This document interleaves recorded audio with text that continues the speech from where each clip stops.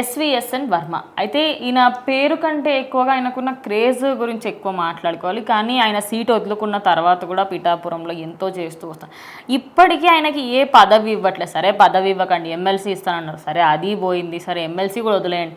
కనీసం ఆయనకి ఏదైనా ఒక రాష్ట్రానికి సంబంధించి రాష్ట్రం మొత్తంలో ఏదో ఒక బాధ్యత, చిన్నదో పెద్దదో ఉంటాయి కదా, అలాంటి బాధ్యతలన్నా ఇవ్వట్లేదు. అంటే మొత్తంగా కార్నర్ చేసేసి నాగబాబుని హైలైట్ చేయాలనుకుంటున్నాను వినిపిస్తున్న వార్త. దాని గురించి మీరేమంటారు? సో ఖచ్చితంగా, ఎందుకంటే ఇప్పుడు పవన్ కళ్యాణ్ గారు, నాగబాబు గారు కూడా ఎందుకంటే జనసేన పార్టీ కోసం కష్టపడుతున్నారు కాబట్టి ఆయనకి ఏదో విధంగా ఒక సెటిల్మెంట్ ఇప్పించాలి అని ఆయన కూడా ఆలోచిస్తూ ఉంటారనమాట. సో మరి అది ఆయనకు ఆలోచన ఉన్నా లేకపోయినా నాగబాబు గారు ఆయన చేసే పని ఆయన ఆపరనమాట. సో ఇప్పుడు పవన్ కళ్యాణ్ గారు తిరగట్లేదు పిఠాపురంలోనూ కంప్లైంట్ వస్తుంది. దానికి బదులు ఎందుకంటే ఆయన అటు రాష్ట్రానికి డిప్యూటీ సీఎం కాబట్టి చాలా పనులు చూసుకోవాల్సి ఉంటుందన్నమాట.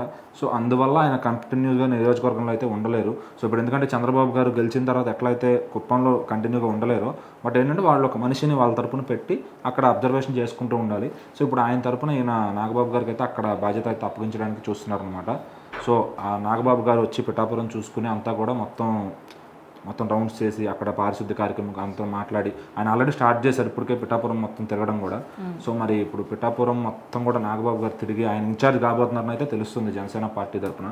సో మరి నాగబాబు గారు పిఠాపురంకి ఎట్లా చేస్తారు పవన్ కళ్యాణ్ గారి తరపున, ఎందుకంటే ఆయనకి ఇప్పుడు ఎమ్మెల్సీ పదవి కూడా ఒకటి వచ్చింది అనమాట. అంటే ఇప్పుడు ఆల్రెడీ ఎమ్మెల్సీ ఉంది, ఆ బాధ్యతలు ఆల్రెడీ ఆయనకు ఉంటాయి, మళ్ళీ ఇన్ఛార్జ్ పదవి ఏంటంటే ఇప్పుడు జనసేన తరపున ఎవరో లేరు అనే మాట రాకుండా, ఎందుకంటే పవన్ కళ్యాణ్ గారు రోజు అక్కడికి వచ్చి పనిచేసే పరిస్థితి లేదు.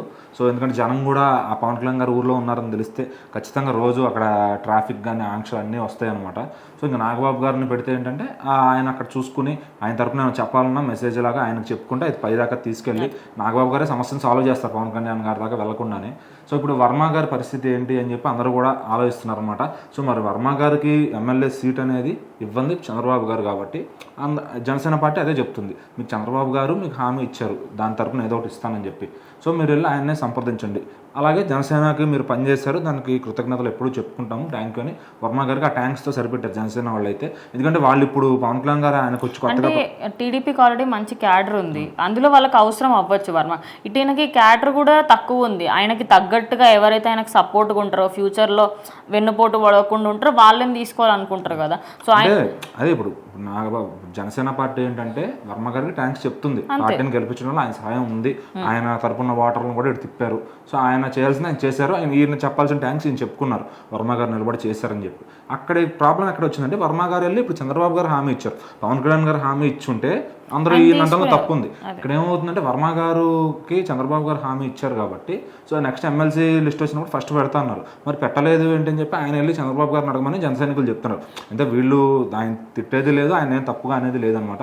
సో చూసే దృష్టి తప్పు. మళ్ళీ ఇక్కడ వీళ్ళకి ఏదైనా చిన్న గొడవ జరిగితే అటు వైసీపీ పార్టీ వాళ్ళకి ఒక ఆసరా దొరుకుతుంది అనమాట, వీళ్ళని ఏదో ఒకటి గొడవలు పెట్టాలి, చిచ్చు పెట్టాలని చెప్పి.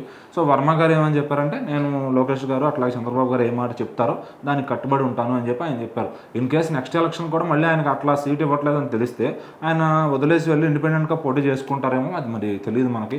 సో అట్లా వెళ్తే ఏమవుతుందంటే అప్పుడు మొత్తానికి ప్రాబ్లం వస్తుంది అనమాట. మళ్ళీ నెక్స్ట్ టర్మ్ పవన్ కళ్యాణ్ గారు కానీ నాగబాబు గారు కానీ పిఠాపురంలో నిలబడితే మెగా అడ్డా అయినప్పటికీ కూడా మళ్ళీ వర్మ గారు ఎదురు తిరిగారు అంటే కనుక ఓటింగ్లో తేడా వచ్చేస్తుంది, అవతల పార్టీ వాళ్ళు గెలవడానికి ఆస్కారం ఉంటుంది అనమాట. సో మరి వర్మ గారిని పోకుండా కంటికి రెప్పలుగా రెండు కూటమి పార్టీలు రెండు కూడా ఆయన కాపాడుకుంటే మంచిది. ఆయన అడ్డం తిరిగాడు అంటే కనుక పిఠాపురంలో మళ్ళీ మొత్తానికే నష్టం అయిపోతుంది అనమాట. సో ఇక్కడ ఏంటంటే ఎవరు తప్పు లేదు, సో సిచ్యువేషన్ అది కూటమి కోసం అని చెప్పి పవన్ కళ్యాణ్ గారిని కాదనలేదు, అలా అని చెప్పి వర్మ గారిని పక్కన పెట్టలేరు. సో ఆయనకు ఆలోచించి చంద్రబాబు గారు ఆయన చేయాల్సిన సెటిల్మెంట్ అయితే చేస్తారు ఖచ్చితంగా. సో మరి ఈలోపు వర్మ గారు అడ్డం తిరగకుండా ఇటు వీళ్ళు కానీ వాళ్ళు కానీ ఎవరు ఏ మాట అనకుండా ఉంటే మంచిది అనమాట.